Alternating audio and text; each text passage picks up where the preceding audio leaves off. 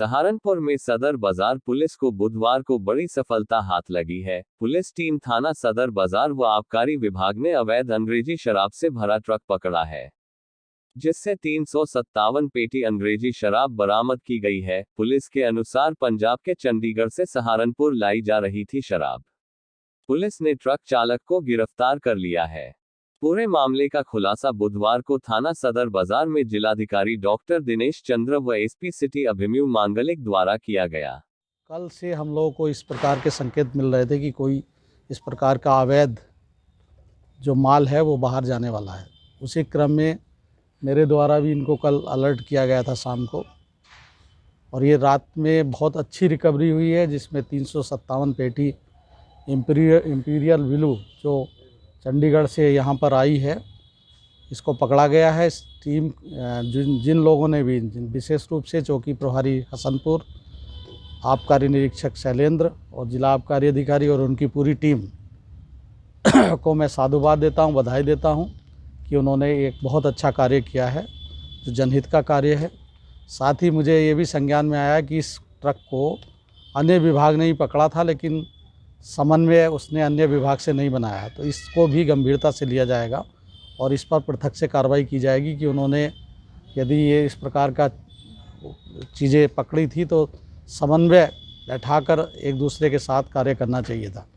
राज्य कर विभाग ने सहारनपुर में बकाया भुगतान को लेकर आज एक बार फिर आशाओं ने धरना दिया और दीपावली पर मानदेय व बकाया दिए जाने की मांग का ज्ञापन सीएमओ की अनुपस्थिति में डिप्टी सीएमओ को सौंपा। नई दृष्टि नवयुग प्रधान संगठन के तत्वावधान में आज आशाएं हकीकत नगर के धरना स्थल पर एकत्रित हुई तथा चिकित्सा विभाग के अधिकारियों के खिलाफ नारेबाजी कर धरना दिया। धरने को संबोधित करते हुए प्रधान संगठन के अध्यक्ष संजय वालिया ने कहा कि अधिकारियों के आश्वासन के बावजूद भी आज तक भी आशाओं का बकाया भुगतान नहीं किया जा रहा है। आशाओं का रुका हुआ भुगतान के लिए पहले भी आशाओं ने संघर्ष किया।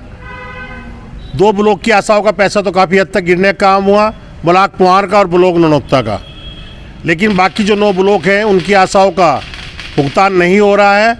दिवाली का एक शुभ मौका है जब पूरे देश में हिंदू धर्म में दिवाली बड़ी धूमधाम से मनाई जाती है, लेकिन दुर्भाग्य है कि तब भी एनएचएम के द्वारा इनका भुगतान नहीं किया जा रहा है। बार बार कहने के बाद भी भुगतान नहीं हुआ, तो आज कुछ आशाएं सरसावा ब्लॉक की 2-2, 4-4 आशाएं अलग अलग ब्लॉक से बुलाई गई। आज एक सांकेतिक धरना दिया गया और सीएमओ साहब को भी ज्ञापन देंगे, लेकिन अगर इसमें सुधार नहीं होता है तो दिवाली के बाद 17 तारीख से अनिश्चितकालीन धरने पर आने का सभी आशाएं काम करेंगे, और इस बार जब तक पूर्णतः भुगतान नहीं होगा तो यहाँ से उठने का काम नहीं करेंगे। पश्चिमी उत्तर प्रदेश में हाई कोर्ट बेंच की मांग को लेकर सहारनपुर में अधिवक्ताओं ने आज जिला मुख्यालय पहुंचकर एक ज्ञापन जिला प्रशासन के अधिकारी को सौंपा।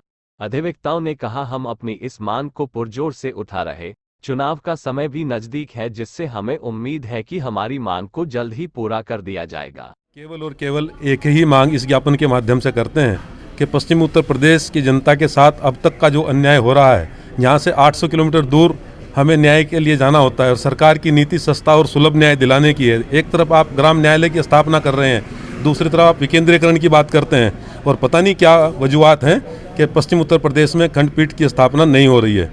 इस बार इस मांग को हम पुरजोर ढंग से उठा रहे हैं, और अभी चुनावी समय है तो हमें उम्मीद भी पूरी है कि ज़रूर हमें माननीय उच्च न्यायालय की एक खंडपीठ पश्चिम उत्तर प्रदेश में मिलेगी।